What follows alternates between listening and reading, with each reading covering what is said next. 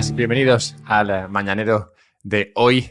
Tenemos que comentar una serie de cuestiones hoy, como cómo se vive dentro de Zombieland, tema que me parecía apropiado para tal día como hoy, el Día de Todos los Santos. También quiero hablar de cómo la próxima crisis será culpa de la inteligencia artificial. Vaya, ya han encontrado un culpable. También hablaremos de cómo Europa está comprando o tratando de evitar comprar emigrantes a cambio de grano. Trataremos cómo el Real Madrid pierde 2,6 Bellinghams dentro de 10 años con su política monetaria y cerraremos con otra política monetaria mucho más interesante, llevada a cabo por un Redditor. Veamos todo esto. Bien, vivir en Zombieland. En 1968, una película de ficción llegaba a los cines. En esta, un grupo de individuos dispares se refugiaban en una casa abandonada, cuando de repente una turba de muertos empezaban a salir de sus tumbas en un cementerio adyacente, y al salir de ellas lo que hacían era salir con un hambre tremenda y buscar cerebros que devorar. Eventualmente, los vivos que se habían refugiado en esa casa comenzaban a morir y a su vez se convertían en los asesinos de los que quedan todavía vivos. En este año, seguro que George A. Romero, con su película La noche de los muertos vivientes, causó mucho furor, tanto que puso de moda el género zombie, que a día de hoy sigue siendo uno de los grandes géneros del cine. Bueno, pocos años después del estreno de esta película, comenzamos a ver el fenómeno zombie. No entre personas comiendo cerebros, cosa que por suerte aún no hemos visto, sino en las empresas. Un estudio del Bank of International Settlements, el Banco Central de los Bancos Centrales, estima que en 1980, escasos 12 años después del estreno de esa película, había un 4% de empresas zombies en Occidente. Este número ha crecido de ese 4% a un 15%. Con el correspondiente incremento en el número de empresas. O sea que ahora hay un mucho mayor número de empresas zombies en la economía que en 1980. Pero, ¿cuáles son esas empresas zombies? Bueno, a diferencia de los zombies de las películas que van comiendo cerebros y que están muertos, en este caso las empresas también están muertas y no comen cerebros, comen deuda. Están muertas porque su operativa y su nivel de deuda no los permite ser viables. Es decir, no son capaces de generar suficiente dinero con su operativa de negocio para repagar las deudas que tienen, pero esto no les hace quebrar, no les hace morir, no les hace, digamos, quedarse ya bien enterraditos, sino que se mantienen viviendo entre nosotros gracias a la deuda barata que los bancos centrales permiten a estas empresas conseguir. Así, a base de cambiar deuda por deuda, van repagando esos cada vez mayores préstamos y permitiéndoles seguir con vida. Así, los tipos de interés bajos, extremadamente bajos, que se han vivido en las economías en los últimos años, son una especie de... son como un buffet de universitarios en una peli de zombies, básicamente algo de lo que se alimentan estas empresas. El estudio del Bank of International Settlements, del que hablaba antes, no dice nada del tamaño de estas empresas zombies, pero lo lógico es que estas empresas sean grandes, ya que las empresas grandes tienen más capacidad para tomar deuda a bajos tipos de interés. ¿Qué provoca la creación y el mantenimiento de estas empresas zombies? Bueno, básicamente tiene un impacto muy negativo en la economía, ya que destruye recursos en la forma de personas, en la forma de capital, que de otra manera iría a empresas vivas, a empresas que crecen, a empresas que son capaces de subsistir adecuadamente a base de una nutrición normal, no a base de, digamos, comer cerebros. Así que estas empresas zombies al tiempo y evitan la llamada destrucción creativa de la que hablaba Schumpeter. Y es que está bien que las empresas mueran de vez en cuando porque hay empresas que deberían morir y ya está, y descansar en paz. Y así liberar esos recursos para que vayan a otras empresas que sí que funcionan. Esa es la destrucción creativa, es decir, la muerte que causa que otras empresas crezcan. Así que el Banco Central, los bancos centrales, son los directores de la mayor película de terror de todos los tiempos. Y los bitcoiners somos como Bruce Campbell.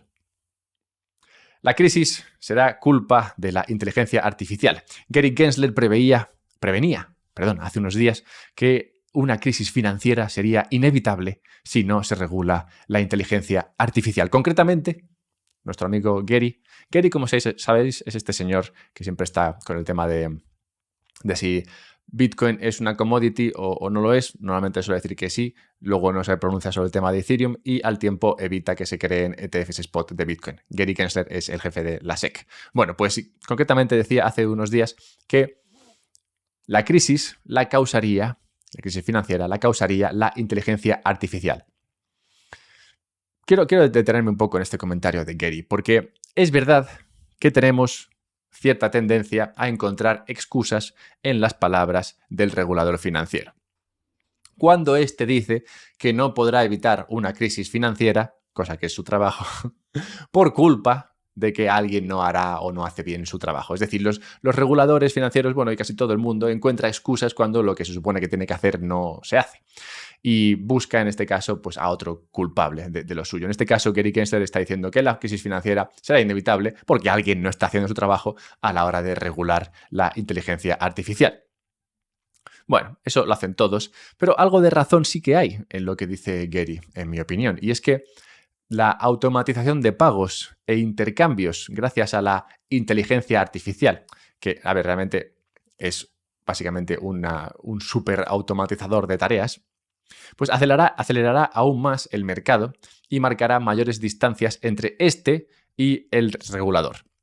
Como sabéis, siempre el mercado avanza, crea nuevas cosas y luego el regulador va detrás tratando de evitar que algo malo pase o más bien dando beneficios a aquellos que se han lucrado con esa innovación y tratando de evitar que nuevos operadores o nuevas empresas entren a ese mercado para quitarles lucro a los que ya se lo han llevado. Pero bueno, independientemente de lo estúpido o menos estúpido que es regular muchas veces cualquier cosa, lo que sí que es verdad es que la innovación va por delante y el regulador va por detrás. Entonces, en algo como cuando se imponga algo como la inteligencia artificial en el mundo de los pagos, lo que veremos es que esto va a ir a tal velocidad que va a ser imposible para el regulador alcanzar al mercado y alcanzar las innovaciones. Cuando el regulador aún esté tratando de regular cripto, tendrá que lidiar con qué pasa cuando se mueve dinero entre máquinas, qué pasa cuando ordenadores hacen pagos entre ellas y cómo regular todo esto. No lo llevarán nada bien y me parece que un beneficiario de todo esto será Bitcoin, pues Bitcoin todavía no se ve demasiado, pero Bitcoin es el único dinero nativo digital y será muy importante cuando las inteligencias artificiales, los softwares, empiecen a comunicarse y a enviarse valor entre ellos. Y hablemos de otros vasos comunicantes, en este caso vasos comunicantes entre personas. Y es que tenemos a nuestra amiga Ursula von der Leyen, presidenta de la Comisión Europea y conocida por éxitos como la imposición a todos los europeos de reformar su casa para hacerla verde, cosa que esperarán que hagamos de aquí a unos años. Bueno, pues estos días nuestra amiga Ursula anda negociando con Egipto. ¿Y por qué anda negociando con Egipto? Bueno, la razón de sus negociaciones es que busca controlar la migración masiva que se está produciendo desde el norte de África a Europa. En gran parte sale de Egipto. Las negociaciones que está teniendo Úrsula con su negociador egipcio son secretas, pero los detalles que afloran hablan de cómo se podría estar ofreciendo a Egipto grano, comida producida en Ucrania como medio de pago para este país que sufre ahora mismo una crisis alimentaria y que así se vea más incentivado a tratar de controlar sus fronteras de una mejor manera. Es decir, se está llegando a los egipcios y se les está diciendo, oye, mira, tenemos un montón de comida ahí de Ucrania, nos llevamos muy bien con Ucrania ahora porque estamos ayudándoles ahí en su ejercicio de resistencia frente a Rusia. Total, que ¿por qué no os mandamos un poco de comida desde Ucrania y vosotros hacéis un poquito mejor vuestro trabajo de controlar las fronteras para que no se nos llene esto de gente desde África?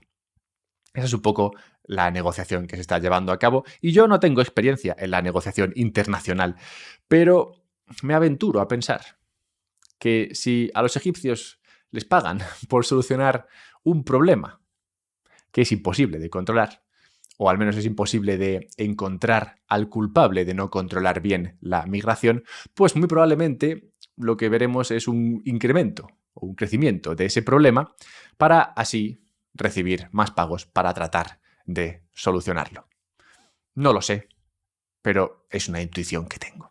Si tú tienes esta intuición también, pues comparte esto, breve anuncio, y ahora seguimos con cómo el Real Madrid pierde 2,6 Bellinghams.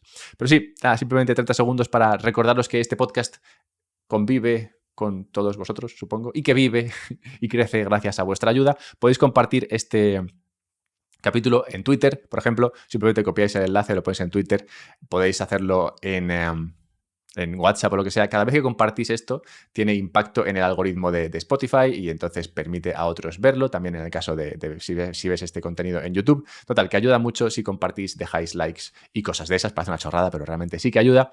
Y otra manera de ayudarme y de ayudarte sería emplear a los sponsors de este canal. El primero sería Relay, a quien puedes usar para comprar Bitcoin de manera barata, rápida. Puedes hacerlo de manera incluso más barata si usas el enlace que está en la descripción, que tiene un descuento, y puedes guardar ese Bitcoin que compres en una Bitbox. Una Bitbox es una especie de USB guay que te permite guardar Bitcoin de manera segura, de manera que no esté conectado con Internet y te permita tener la custodia de tu Bitcoin en tus manos. Cosa que en algún momento deberías empezar a plantearte si no lo haces. Y puedes hacerlo de forma barata con una Bitbox con el enlace en la descripción. Bien. Hablemos de cómo el Real Madrid está perdiendo 2,6 Bellinghams, pero empecemos con la idea que me hizo plantearme esta cuestión. Resulta que ayer se anunció que Botev Plovdiv, el Botev Plovdiv, mejor dicho, club de fútbol búlgaro ancestral, es decir, el club de fútbol búlgaro más antiguo, creo, ha adoptado Bitcoin como moneda de pagos o algo así. Vamos, que acepta Bitcoin ahora mismo si tú quieres ir y comprarte una camiseta del Botev. Que tú dirás, bueno, pues no sé, igual te pilla un poco lejos el Botev, la camiseta mola, puedes pagarla con Bitcoin, bien, molón. Típico anuncio que dices, pues mira, chachi, ¿no? Pero esto me llevó a pensar, ¿por qué no otros clubs están haciendo esto? Y es más, ¿por qué no están empezando a poner algo de su tesorería en Bitcoin? Y como pensar es gratis, lo que hice fue ponerme a investigar qué está haciendo el Real Madrid con su tesorería. Y llegué al informe de situación económica del Real Madrid de junio 2022, que es el último publicado. Bien, pues ese informe muestra un nivel de tesorería de 425 millones de euros que tiene el Madrid en euros en su tesorería. Al respecto de este monto de tesorería que tienen en euros, comentan algo sobre la inflación. Y voy a citar ahora mismo al informe económico del Real Madrid cuando trata la cuestión de la inflación. Cito. La inflación tiene un impacto moderado en los gastos del club, dada su estructura de costes, donde no hay consumo de materias primas, el consumo de energía es poco relevante y donde la parte de gastos de servicios externos y personal no deportivo que están vinculados a corto plazo a la inflación supone menos del 20% de los gastos totales del club. Además, parte del aumento del gasto que provoca la inflación va a ser compensado con el correspondiente incremento que se produce en determinadas partidas de ingreso. Cierro cita. Vamos, que no ven que la inflación sea un problema, pero no se dan cuenta de que realmente sí que está teniendo un impacto. Y es que dicen que el impacto de la inflación es moderado, pero no puede ser moderado si tienes 425 millones de euros en la tesorería. Si mantuvieses este saldo, que no va a ser el caso, pero hagamos el ejercicio, si mantuvieses ese saldo de 425 millones de euros con una inflación del 3%, pasados 10 años, es decir, para cuando tengas que renovar el equipo, que ahora sí son muy jóvenes, pero dentro de 10 años todos serán como Modric y tendrás que cambiarlos. Bueno, pues dentro de 10 años, esos 425 millones se habrán devaluado en 111 millones. Más o menos un Bellingham y poco más. Pero eso es al nivel de inflación normal, digamos que podemos esperar un 3%, pero ¿cuál es la inflación en el mundo de los futbolistas? Bueno, para eso hay que ver la inflación que nos provee, o el número de inflación del que nos provee Transfer Market, que es el mercado donde están los precios de los futbolistas, y este estima la inflación en los futbolistas en los últimos 10 años en un 9%. Si la inflación se mantiene en ese 9% y si mantienes un saldo de 425 millones, esos 425 millones se devaluarían en 260 millones, pasados 10 años a un 9% de inflación. Esos son 2,6 Jude Bellinghams. O sea que el impacto de la inflación no es moderado. Esos saldos deberían estar en Bitcoin. Bien, ¿quién está haciendo esto bien? Un Redditor. Un Redditor que hemos encontrado, bueno, que Bitcoin Magazine ha encontrado un Redditor. El Redditor paciente. ¿Quién es un Redditor? Bueno, un Redditor es una persona que está en Reddit, básicamente. Tú, si estás en Twitter, serías un tuitero o ahora eres un exero, cosa que es un poco extraña de pronunciar. Bueno, pues lo que hay es un Redditor a quien podemos llamar el Redditor paciente. Este Redditor paciente ha compartido su experiencia invirtiendo en Bitcoin en el último año. Lo llamamos el Redditor paciente porque durante cada día de los últimos 365 días ha ido invirtiendo $5 en Bitcoin. Y así, de esta manera tan limpia, honesta, ha acumulado 0,075 Bitcoins. El precio medio de compra se estima en $24.000 y el precio actual de Bitcoin está en $34.000. Lo cual hace que una inversión total de $1.825 se haya convertido en $2.585, lo cual es un 41% más. Y nos habla del valor del dollar cost average, es decir, de comprar un poquito todos los días, todas las semanas o todos los meses, sobre todo si el precio sube. Claro, si el precio hubiese bajado en este lapso de un año, pues igual el Redditor paciente seguiría siendo paciente y no habría compartido todavía su ejercicio. Lo importante es que invertir en Bitcoin es difícil, encontrar los suelos y los techos es difícil, y es verdad que el DCA se muestra en muchos casos acertado. Hice un ejercicio en su día sobre cuáles eran las mejores formas de comprar Bitcoin y el DCA parecía lo más sencillo para todos. Esto podría ayudar incluso a las finanzas de un club tan malo con las finanzas como el Barça. Y pasemos a la necrológica de hoy.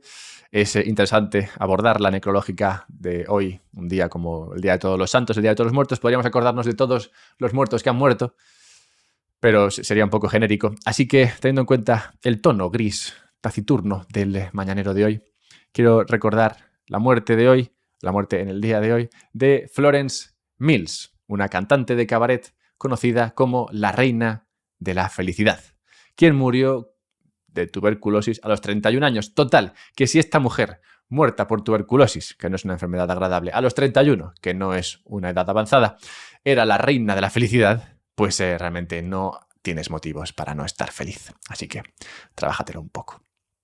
Y si necesitas ayuda, pues comparte. Ayudar a otros siempre te sirve para ayudarte a ti mismo, o al menos lo leí una vez en un libro de autoayuda. Así que comparte esto con otras personas. Puedes buscarme en Twitter si quieres más consejos. Alberto-Mera. Puedes comprar Bitcoin de manera fácil, rápida en Relay, usando el enlace de la descripción, y puedes guardar este Bitcoin en una Bitbox si así lo deseas, si así deseas ser consciente y seguro con tu custodia de Bitcoin. Pues nada, dicho todo esto, vamos a pasar